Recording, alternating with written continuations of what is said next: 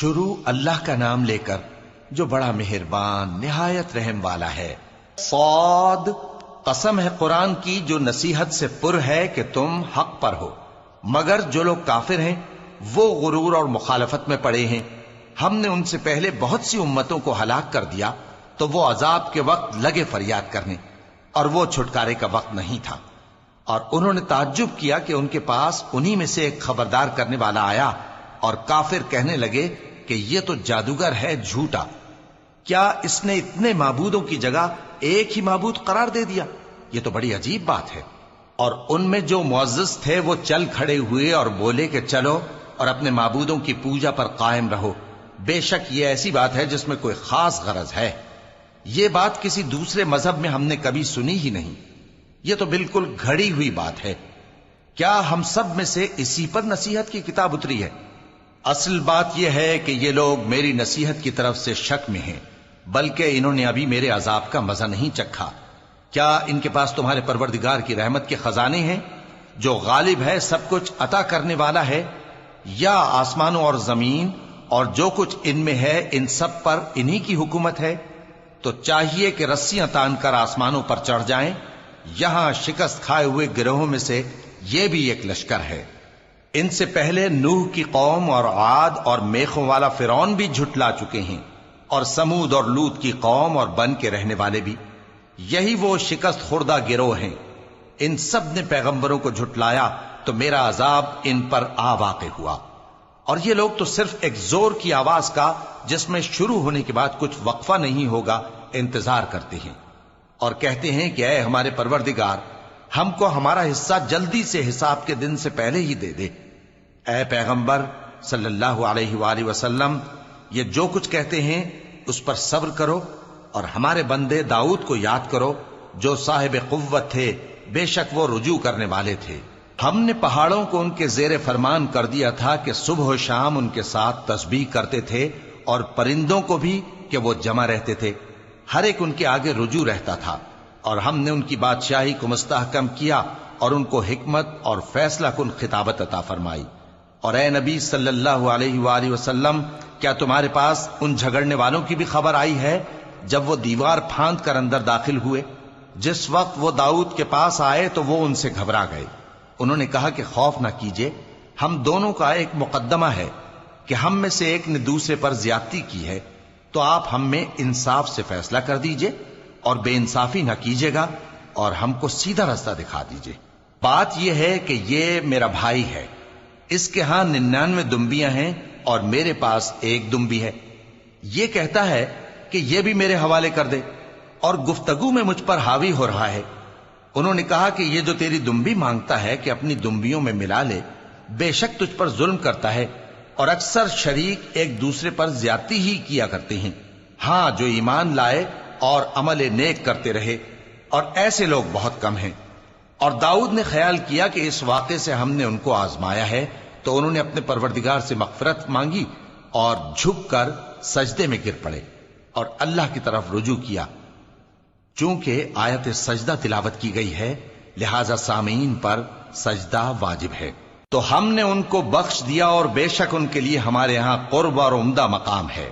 اے داؤد، ہم نے تم کو زمین میں خلیفہ بنایا ہے، تو لوگوں میں انصاف کے فیصلے کیا کرو، اور خواہش کی پیروی نہ کرنا کہ وہ تمہیں اللہ کے رستے سے بھٹکا دے گی۔ جو لوگ اللہ کے رستے سے بھٹکتے ہیں ان کے لیے سخت عذاب ہے، اس لیے کہ انہوں نے حساب کے دن کو بھلا دیا۔ اور ہم نے آسمان اور زمین کو اور جو کائنات ان میں ہے اس کو بے مقصد نہیں پیدا کیا، یہ ان کا گمان ہے جو کافر ہیں، سو کافروں کے لیے دوزخ کا عذاب ہے۔ جو لوگ ایمان لائے اور عمل نیک کرتے رہے، کیا ان کو ہم ان کی طرح کر دیں گے جو ملک میں فساد کرتے ہیں، یا پرہیزگاروں کو بدکاروں کی طرح کر دیں گے؟ یہ کتاب جو ہم نے تم پر نازل کی ہے بابرکت ہے، تاکہ لوگ اس کی آیتوں میں غور کریں اور تاکہ اہل عقل نصیحت حاصل کریں۔ اور ہم نے داؤد کو سلیمان عطا کیے، بہت خوب بندے تھے، اور وہ اللہ کی طرف بہت رجوع کرنے والے تھے۔ جب ان کے سامنے شام کو اصیل گھوڑے پیش کیے گئے تو کہنے لگے کہ میں نے اپنے پروردگار کی یاد سے غافل ہو کر مال کی محبت اختیار کی، یہاں تک کہ آفتاب پردے میں چھپ گیا۔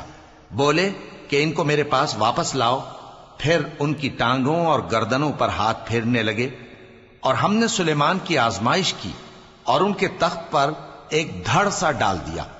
پھر انہوں نے اللہ کی طرف رجوع کیا اور دعا کی کہ اے پروردگار، مجھے معاف فرما اور مجھ کو ایسی بادشاہی عطا فرما کہ میرے بعد کسی کو شایع نہ ہو، بے شک تو سب کچھ عطا فرمانے والا ہے۔ پھر ہم نے ہوا کو ان کے زیر فرمان کر دیا کہ جہاں وہ پہنچنا چاہتے ان کے حکم سے نرم نرم چلنے لگتی، اور جنوں کو بھی ان کے زیر فرمان کیا۔ یہ سب عمارتیں بنانے والے اور غوطہ مارنے والے تھے، اور کچھ دوسروں کو بھی جو زنجیروں میں جکڑے ہوئے تھے۔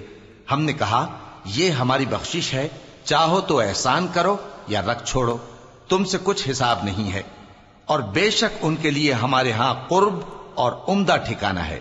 اور ہمارے بندے ایوب کو یاد کرو جب انہوں نے اپنے رب کو پکارا اور کہا کہ شیطان نے مجھ کو ایذا اور تکلیف دے رکھی ہے۔ ہم نے کہا کہ زمین پر لات مارو، دیکھو یہ چشمہ نکل آیا، نہانے کو ٹھنڈا پانی اور پینے کو بھی، اور ہم نے ان کو اہل و عیال اور ان کے ساتھ اتنے ہی اور بخشے۔ یہ ہماری طرف سے رحمت اور عقل والوں کے لیے نصیحت تھی۔ اور ہم نے کہا اپنے ہاتھ میں تنکوں کا ایک مٹھا لو، پھر اس سے مار لو اور قسم نہ توڑو، بے شک ہم نے ان کو ثابت قدم پایا، بہت خوب بندے تھے، بے شک وہ بہت رجوع کرنے والے تھے۔ اور ہمارے بندوں ابراہیم اور اسحاق اور یعقوب کو یاد کرو جو قوت والے اور صاحب نظر تھے۔ ہم نے ان کو ایک صفت خاص آخرت کے گھر کی یاد سے ممتاز کیا تھا، اور وہ ہمارے نزدیک منتخب اور خوبی والوں میں سے تھے۔ اور اسماعیل اور الیسع اور ذوالکفل کو یاد کرو، اور یہ سب بھی خوبی والوں میں سے تھے۔ یہ نصیحت ہے اور پرہیزگاروں کے لیے تو عمدہ ٹھکانہ ہے، ہمیشہ رہنے کے باغ جن کے دروازے ان کے لیے کھلے ہوں گے، ان میں تکیے لگائے بیٹھے ہوں گے، اور کھانے پینے کے لیے بہت سے میوے اور مشروبات منگاتے رہیں گے، اور ان کے پاس نیچی نگاہ رکھنے والی اور ہم عمر حوریں ہوں گی۔ یہ وہ چیزیں ہیں جن کا حساب کے دن کے لیے تم سے وعدہ کیا جاتا تھا۔ یہ ہمارا رزق ہے جو کبھی ختم نہیں ہوگا۔ یہ نعمتیں تو فرمانبرداروں کے لیے ہیں، اور سرکشوں کے لیے برا ٹھکانہ ہے، یعنی دوزخ جس میں وہ داخل ہوں گے، اور وہ بری آرام گاہ ہے۔ یہ کھولتا ہوا گرم پانی اور پیپ ہے، اب اس کے مزے چکھیں، اور اسی طرح کے اور بہت سے عذاب ہوں گے۔ یہ ایک فوج ہے جو تمہارے ساتھ گھستی چلی آ رہی ہے، ان کو خوشامدید نہ کہا جائے۔ یہ دوزخ میں جانے والے ہیں، کہیں گے بلکہ تمہیں کو خوشامدید نہ کہا جائے، تمہیں تو یہ بلا ہمارے سامنے لائے ہو، سو یہ برا ٹھکانہ ہے۔ وہ کہیں گے اے پروردگار، جو اس کو ہمارے سامنے لایا ہے اس کو دوزخ میں دگنا عذاب دے، اور کہیں گے کیا سبب ہے کہ یہاں ہم ان لوگوں کو نہیں دیکھتے جن کو ہم بروں میں شمار کرتے تھے؟ کیا ہم نے ان سے ٹھٹھا کیا ہے، یا ہماری آنکھیں ان کی طرف سے پھر گئی ہیں؟ بے شک یہ اہل دوزخ کا جھگڑنا برحق ہے۔ کہہ دو کہ میں تو صرف خبردار کرنے والا ہوں، اور اللہ اکیلے اور غالب کے سوا کوئی معبود نہیں۔ جو آسمانوں اور زمین اور جو مخلوق ان میں ہے سب کا مالک ہے، غالب ہے، بخشنے والا۔ کہہ دو کہ یہ ایک بڑی ہولناک چیز کی خبر ہے جس کو تم دھیان میں نہیں لاتے۔ مجھ کو اوپر کی مجلس والوں کا جب وہ جھگڑتے تھے کچھ بھی علم نہ تھا، میری طرف تو یہی وحی کی جاتی ہے کہ میں کھلم کھلا خبردار کرنے والا ہوں۔ جب تمہارے پروردگار نے فرشتوں سے کہا کہ میں مٹی سے انسان بنانے والا ہوں، جب میں اس کو درست کر لوں اور اس میں اپنی روح پھونک دوں تو اس کے آگے سجدے میں گر پڑنا۔ سو تمام فرشتوں نے سجدہ کیا مگر ابلیس کہ وہ اکڑ بیٹھا اور کافروں میں ہو گیا۔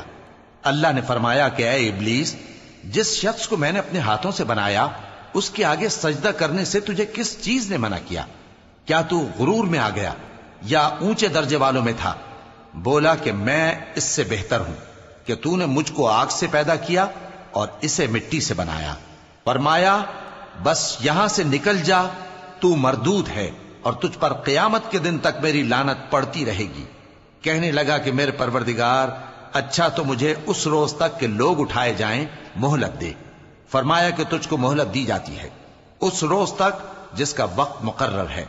کہنے لگا کہ مجھے تیری عزت کی قسم، میں ان سب کو بہکاتا رہوں گا سوائے ان کے جو تیرے چنے ہوئے بندے ہیں۔ فرمایا ٹھیک ہے، اور میں ٹھیک ہی کہتا ہوں کہ کہ میں تجھ سے اور جو ان میں سے تیری پیروی کریں گے سب سے جہنم کو بھر دوں گا۔ اے پیغمبر کہہ دو کہ میں تم سے اس کا صلہ نہیں مانگتا اور نہ میں بناوٹ کرنے والوں میں ہوں۔ یہ قرآن تو اہل عالم کے لیے نصیحت ہے اور تم کو اس کا حال کچھ وقت کے بعد معلوم ہو جائے گا۔